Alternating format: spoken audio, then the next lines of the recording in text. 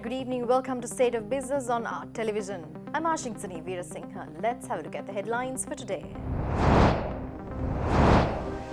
Government will shoulder the responsibility of arresting former central bank governor Arjun Mahendran, says Premier Rajapaksa. Central bank report shows that trade deficit contracts marginally in November last year. News in detail. Prime Minister Mahinda Rajapaksa says that the government will shoulder the responsibility of arresting former central bank governor Arjun Mahendran via a diplomatic transaction with the Singaporean government.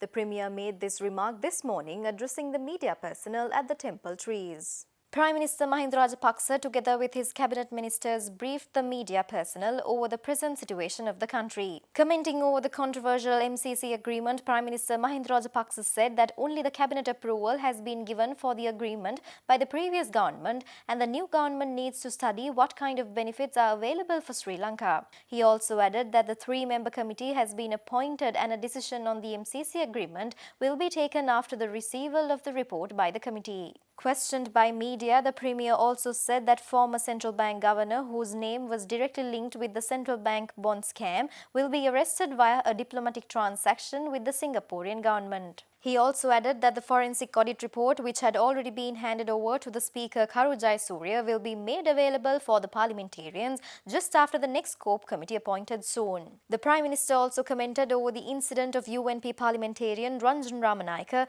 and said that speaking to judges over an ongoing case is anyway cannot be accepted and both the parties should be punished if such a thing has happened. The Premier also added that they are confident that they can win a two-third majority at the next parliamentary election.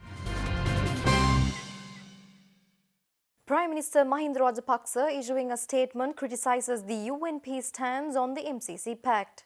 Prime Minister Mahinda Rajapaksa also assures that the government will not sign any agreement that is inimical to the interest of this country. Thus, Prime Minister Mahinda Rajapaksa says the opposition leader Sajith Premadasa states on the public platform that the MCC Pact should be torn up and that he will not allow the present government to implement it. Premier Rajapaksa says other parliamentarians of the UNP have been making similar statements.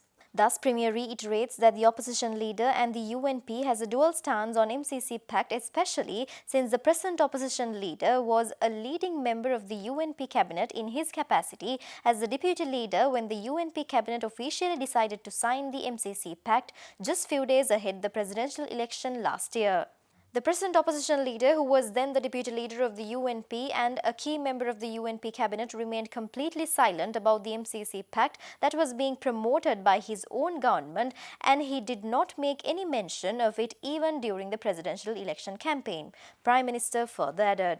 He also assured that the President has appointed a committee to study the contents of the MCC Pact, and once the findings of this committee are available, government will inform the Parliament and the general public about the course of action that it will be taking with regard to this matter. Under no circumstances will the government sign any agreement with a foreign country without informing the Parliament and the people, the statement reiterated. India has assured a $50 million grant to Sri Lanka to assist the country purchase equipment for its security forces. This is followed by the visit of the National Security Advisor of India, Ajit Doval, to the President Gotabaya Rajapaksa on Saturday. Indian National Security Advisor Ajit Doval met with the President Rajapaksa at the Presidential Secretariat last Saturday. The cordial discussions included the two countries' interest in better military-to-military cooperation, maritime security and close cooperation and interoperability between coast guards. Doval also outlined the importance of reviewing maritime domain awareness concept between Sri Lanka, Maldives and India and to include other regional states as observers. Meanwhile, India also pledged assistance to Sri Lanka in intelligence gathering technology and with a $50 million credit line to purchase equipment for the Sri Lankan military as part of the defence cooperation. During the first 11 months of 2019, the trade deficit contracted compared to the corresponding period in 2018 as a result of the significant decline in expenditure on imports, along with a marginal increase in earnings from exports. Meanwhile, the external sector performance report for November issued by the central bank states that although tourist arrivals decreased on year-on-year basis in November last year, a continued recovery is seen in the tourism industry. Thus, the report states that workers' remittances declined in November last year and have recorded a cumulative decline during the first 11 months of 2019. The financial account of the balance of payments was augmented with the proceeds of the 7th tranche of the International Monetary Fund's Extended Fund Facility Program and net foreign inflows to the government securities market. The deficit in the trade account contracted marginally in November last year to $762 million from $785 million in November 2018. On a cumulative basis, the trade deficit contracted by $2,428 million to $7,214 million during the first 11 months of last year from $9,642 million in the corresponding period of 2018. Meanwhile, workers' remittances declined by 7.2% to $515 million in November last year. On a cumulative basis, workers' remittances declined by 5.9% to $6,052 million during the first 11 months of last year compared to the corresponding period of 2018. Moreover, monthly tourist arrivals after the Easter Sunday attacks have gradually recovered and tourist arrivals amounted to 176,984 in November last year, with a decline of arrivals of 9.5% in November 2019 compared to the drop of 22.5% in October and 27.2% in September 2019. Stay tuned for more news after this short break.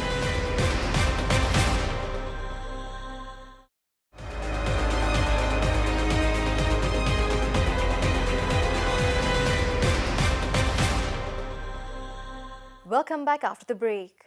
The Inland Revenue Department announces that it will soon allow e-payments, increasing convenience for taxpayers.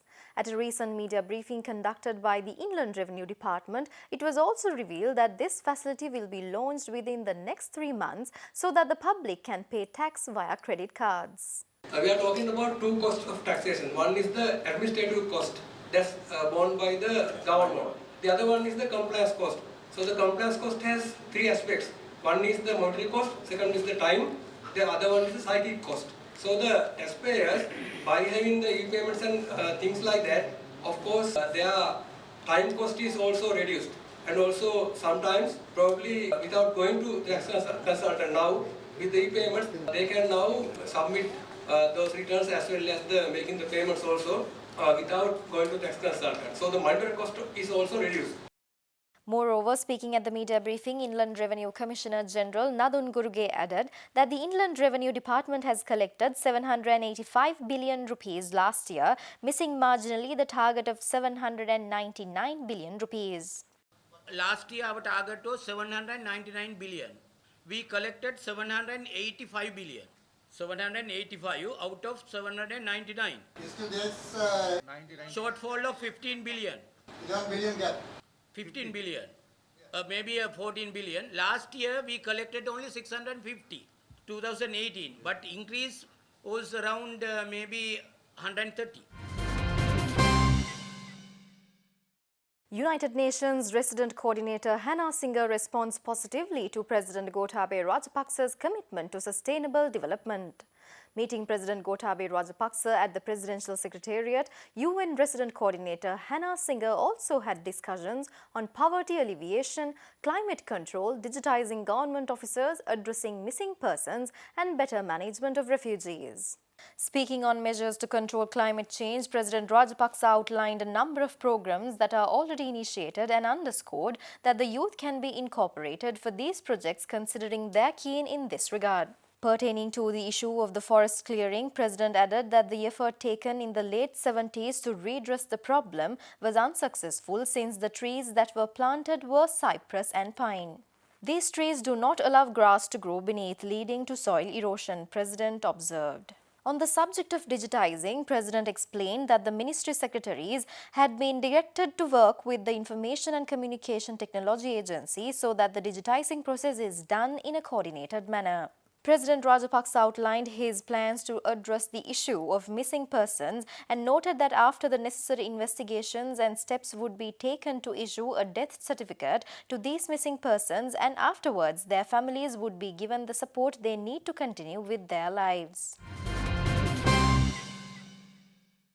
Sri Lanka Tourism Promotion Bureau showcased Sri Lanka's travel, tourism and hospitality industry at an international travel trade show held in India recently. Tourism Promotion Bureau was assisted by over 60 companies to make the event a success.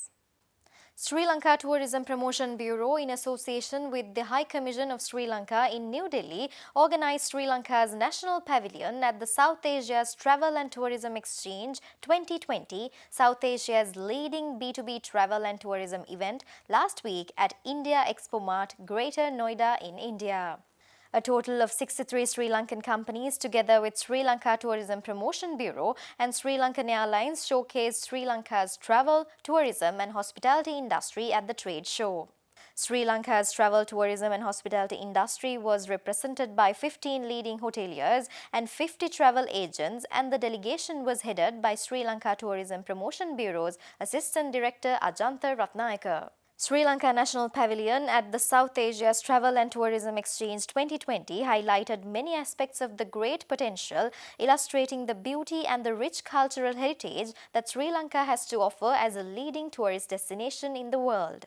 At the Sri Lanka Pavilion, Ceylon tea was served to the visitors with a view to promoting pure Ceylon tea in India, bringing in a glimpse of Sri Lankan traditional dancing to the exhibition. Sri Lanka Army Dance Troupe performed traditional Sri Lankan dances at the Sri Lanka Pavilion from time to time during the three-day event.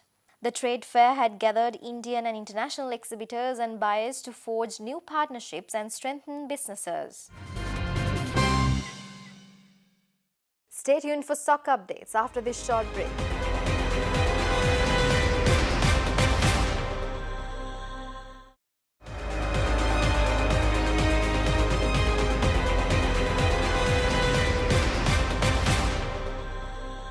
Welcome back after the break. Trading at Colombo Stock Exchange ended on a negative note today. The all-share price index dropped 26.72 points to close at 5,906.2, and the S&P SL 20 dropped 4.34 points to close at 2,784.66. The turnover was 489 million rupees and over 12 million shares were traded. Up next are Forex rates.